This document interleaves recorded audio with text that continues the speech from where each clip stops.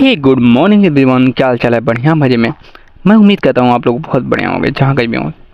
आप स्कूल जा रहे हो या कॉलेज जा रहे हो या मेडिकल शॉप पे हो या घर पे बैठ कर इंतजार कर रहे हो, तो चलिए स्टार्ट करते हैं। निकालिए अपना हेडफोन, नेक मोड लगाइए अपने कानों में, तो चलिए स्टार्ट करते हैं।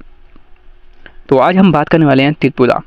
त्रिपुरा भारत के पूर्वोत्तर क्षेत्र में बसा हुआ एक खूबसूरत पहाड़ी राज्य जिसकी राजधानी अगरतला है। यह राज्य अपनी समृद्ध जनजातियां, सांस्कृतिक, प्राचीन मंदिर, वन जीव और पारंपरिक हस्तशिल्प के लिए जाना जाता है। त्रिपुरा की पहाड़ियाँ, घाटियाँ और नदियाँ इसकी प्राकृतिक सुंदरता को और बढ़ा देती हैं। और आइए त्रिपुरा के बारे में हम थोड़ा डिटेल से जान लेते हैं। तो सबसे पहले हम जानते हैं ऐतिहासिक पृष्ठभूमि। त्रिपुरा की प्राचीन सभ्यता, महाराजा माणिक्य के शासन काल की कहानियाँ। 1949 में भारत के में बिल्ले 22 जनवरी 1972 को पूर्ण राज्य का दर्जा प्राप्त किया। भूगोल और जलवायु। क्षेत्रफल लगभग 10,486 वर्ग किलोमीटर है। पहाड़ी एवं मैदानी क्षेत्र का मिश्रण है। विभिन्न नदियाँ दुधना, नला, भानु, अगन, मेला, गर्मी, शीत ऋतु और मानसून में विभाजित जलवायु। जनसंख्या, समाज और भाषा के बारे में जान लेते हैं। लगभग 40 लाख की आबादी, जो 25 का अनुमान करना है। मुख्य राजनीतिक जनजातियाँ मोटी, खासी, जमी, रिवाई भाषा, बंगाली, कोक, बोरोक, त्रिपुरा भाषा, अंग्रेजी। धार्मिक विविधता, हिंदू, बौद्ध, ईसाई। प्रशासन और विकास के बारे में जान लेते हैं। राजधानी है अगरतला, 8 जिले हैं, 60 विधानसभा सीटें हैं। प्रगति के लिए निवेश, डिजिटाइलेशन और बुनियादी ढांचे में विकास पर जोर दिया जा रहा है। अर्थव्यवस्था और उद्योग के बारे में जान लेते हैं। कृषि का आधारित अर्थव्यवस्था, धान, चावल, तिलहन और सब्जियां। हाथ के काम, खासतौर पर बांस के उत्पाद, हस्तशिल्प प्रसिद्ध हैं। पर्यटन के लिए प्राकृतिक सांस्कृतिक स्थलों का विकास।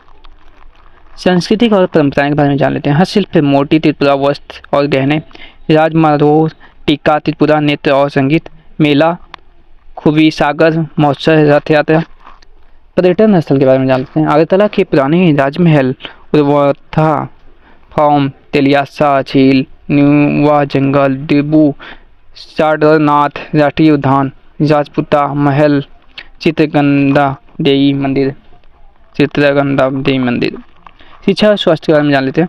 त्रिपुरा विश्वविद्यालय, कोलकाता एवं आसाम के नज़दीकी शिक्षण संसाधन। स्वास्थ्य सुविधा और सुधार, सरकारी योजनाएं के तहत नए अस्पताल।